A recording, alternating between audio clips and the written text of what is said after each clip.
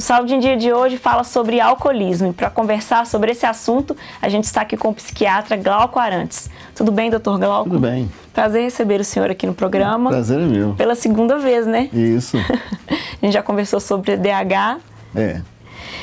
Doutor Glauco, quando que a dependência química ela é considerada uma doença? Olha, a dependência química ela é considerada uma doença a partir do momento que ela começa a gerar problemas para o indivíduo ou para a família. Esses problemas eles podem ser de ordem de saúde, pode ser de ordem familiar, laborativa, no trabalho e até problemas de justiça, né? Por exemplo, a pessoa está se envolvendo com problemas, recebendo multas de trânsito com frequência, por exemplo, quando ele está dirigindo, então problemas com a justiça, né? Sim. O que a pessoa, quais são as alterações que ela sente no organismo, também psicológicas, quando ingere álcool? Olha, a sensação do álcool, né, quando a gente bebe, óbvio que é uma sensação agradável, senão ninguém estava bebendo, né? O problema maior é o que vem depois. À medida que o álcool é metabolizado e transformado em outra substância, essa outra substância ela começa a gerar um monte de problema. É, por exemplo, o que causa ressaca, né? E, recentemente, a gente tem descoberto que muitas doenças psiquiátricas, elas são causadas por, ou pelo menos são pioradas por problemas inflamatórios que acontecem no cérebro. E o álcool, ele pode predispor ou causar essas inflamações no cérebro. Então, o álcool ele pode ser precipitador de um monte de alteração psiquiátrica. E existem sinais, doutor Glauco, que a gente pode observar no nosso convívio social mesmo, que indique que uma pessoa está se transformando num alcoólatra? É quando ele acha que controla, mas as pessoas que circundam começam a ver que não controla. Infelizmente, a pessoa que está fazendo uso da bebida, ele é o último a perceber, na maioria dos casos, os casos que não, né? É uma falsa sensação de controle. É uma falsíssima sensação de controle. Então, o primeiro sinal seria o sinal do amigo, na maioria dos casos. Tem aquele cara que percebe sozinho. Mas, generalizando, é aquele sinal que o amigo dá, é aquele sinal que a esposa dá, que o filho dá, que o patrão dá.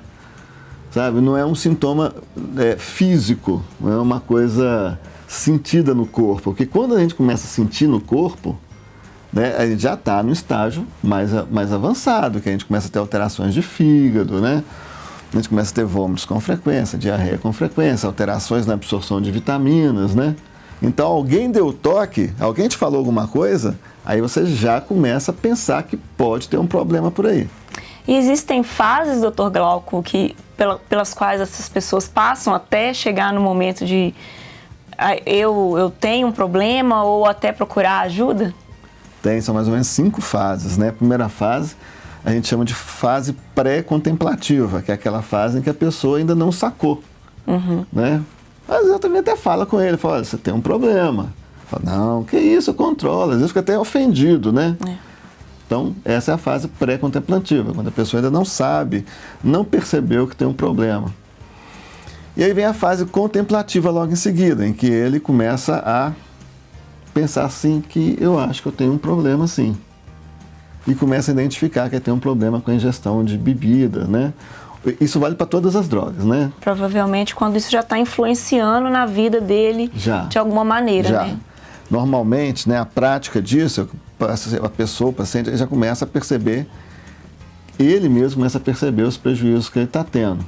Que pode desde a falta de respeito por parte do filho, por exemplo, até uma chamadinha de atenção do patrão, né? Uma queda na produtividade quando ele é autônomo, a ausência, né? E aí ele começa, eu estou faltando porque eu bebi ontem, eu não consegui chegar a tempo. Não consegue cumprir os compromissos. Eu preciso de fazer alguma coisa para controlar isso. Então ele está na fase aí já contemplativa, já está contemplando que tem alguma coisa. Logo em seguida ele passa para ação. Ele fala assim, tem que fazer alguma coisa, né? Uma coisa eu preciso de fazer. E aí a pessoa pode interromper por si só, ela pode procurar uma ajuda, né? Ela pode se internar, ela mesma se internar, né? E aí, então, ela entra na fase de remissão. Que é a quarta fase. Que seria a quarta fase. É aquela fase em que está, como diz o pessoal, está de boa, não está bebendo, né? Está bem com a família, está tudo ok, né? Ele está reconquistando os espaços, ele está progredindo de novo na carreira, né? Mas alcoolismo, gente, é uma doença, não é uma frescura, não é falta de caráter, né? Com o alcoólatra, a gente não tem que ter juízo de valor. Com o alcoólatra, a gente tem que ter uma visão técnica, sem julgar, nós médicos, nós profissionais da área de saúde, né? Sem ficar julgando, lá é um fraco, bebeu de novo. Porque a próxima fase é a recaída. A gente tem que saber que a recaída ocorre. Tanto nós que somos profissionais de saúde, nós temos que saber que a recaída ocorre para a gente não se frustrar, porque ela vai vir. E a família também. Mas a pessoa pode retornar imediatamente já na fase contemplativa. Ele já tem a recaída contemplando que tem que parar. Porque quando a gente está numa fase de remissão, importantíssimo não baixar a guarda. É uma doença eterna. Você pode estar 1000 anos em remissão. Ainda assim, você é um dependente químico. E não deve aquele bombonzinho com licor, sabe? Ah, não, eu bebia cachaça com conhaque, né? Uísque com energético, eu vou tomar só um vinhozinho. Eu vou tomar só uma cervejinha.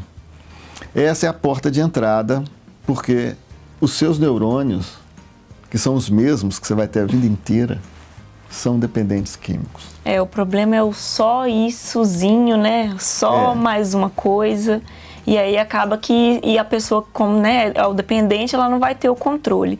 Eu achei muito importante, doutor Glauco, que você está falando da questão da fase da remissão, que eu acho que a maioria das pessoas, a primeira imagem que a gente faz é o julgamento de quem está nessa situação e não consegue identificar que é de verdade um problema.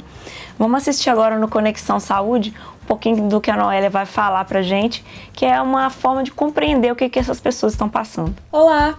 Lidar com o alcoolismo realmente não é uma tarefa fácil. Reconhecer a dependência química pode ser um processo demorado, e o papel da família e dos amigos é importante nisso. Por isso, na hora de oferecer ajuda, evite o preconceito e busque entender o contexto de quem está nessa situação. E a sétima arte pode ser uma alternativa para quem quer conhecer o universo de quem não consegue se manter sóbrio. Por isso eu gostaria de indicar para vocês um longa-metragem muito interessante, feito com 5 mulheres que são ou já foram dependentes, tanto do álcool quanto de outras substâncias. O nome é Confissões e foi produzido dentro do Centro de Recuperação Peniel em Dias d'Ávila, na Bahia. Você pode assistir gratuitamente pelo YouTube. Se você ainda não nos acompanha nas redes sociais, está esperando o quê? Lá estão nossas dicas e muito mais informações sobre os temas do programa. Até o próximo Conexão Saúde, um abraço! Muito legais as dicas que a Noélia trouxe pra gente hoje. Doutor Glauco, o senhor estava comentando a respeito das várias situações que as pessoas passam. Existem as pessoas têm suscetibilidades diferentes em relação ao álcool e às diferentes drogas? Sim, é um padrão genético, né? Eu acho assim, eu sempre sou encantado com o estudo de casos de gêmeos idênticos, né? Então, gêmeos idênticos que são dados para adoção por algum problema, contingência da vida. Então, assim, existem países que têm bancos de dados de gêmeos em adoção. A UFMG estava montando eu não sei ainda se já está totalmente pronto, deve estar, para fazer segmento de gêmeos. E os gêmeos estão dados para adoção, que são criados, então, em lares diferentes, esses são os mais interessantes. E a gente vê, sim, que há um padrão de concordância. Quando um gêmeo desenvolve alcoolismo, o outro também. Mesmo sendo criados em ambientes diferentes. Então, assim, a gente tem que... isso alerta para a gente o fato de que o alcoolismo tem alguma coisa de genética nele, né? E um padrão de herança também. Então, a gente analisando o alcoólatra e a sua família, a gente percebe também que há um número maior de casos naquelas famílias, também dando a dica que tem alguma coisa genética nisso daí. E aí isso nos dá, então, predisposições diferentes. Mas, a princípio, qualquer pessoa com predisposição ou não, com um padrão desregrado, pode desenvolver um alcoolismo, né? E aí que normalmente se inicia na adolescência, às vezes, né? Então, assim, aquele adolescente que quer autoafirmação, que quer fazer parte do grupo, né? Que quer impressionar de alguma forma, está predisposto, né? Pessoas com quadros depressivos também são mais predispostos, né? Aliás, até na genética também há uma concordância entre transtornos de humor, transtornos de ansiedade e alcoolismo nas famílias. Então essas parece que é um gene pessoas também são mais vulneráveis. São mais vulneráveis, né? O senhor falou bastante da questão da fase da remissão. O alcoolismo tem cura? Não. O alcoolismo não tem cura. Isso é muito importante. Uma vez alcoólatra, você vai ser alcoólatra sempre. Então é muito importante que você tenha isso em mente. Não abaixe a guarda. Não se permita. Vai acontecer uma recaída se você permitir. Então não se permita.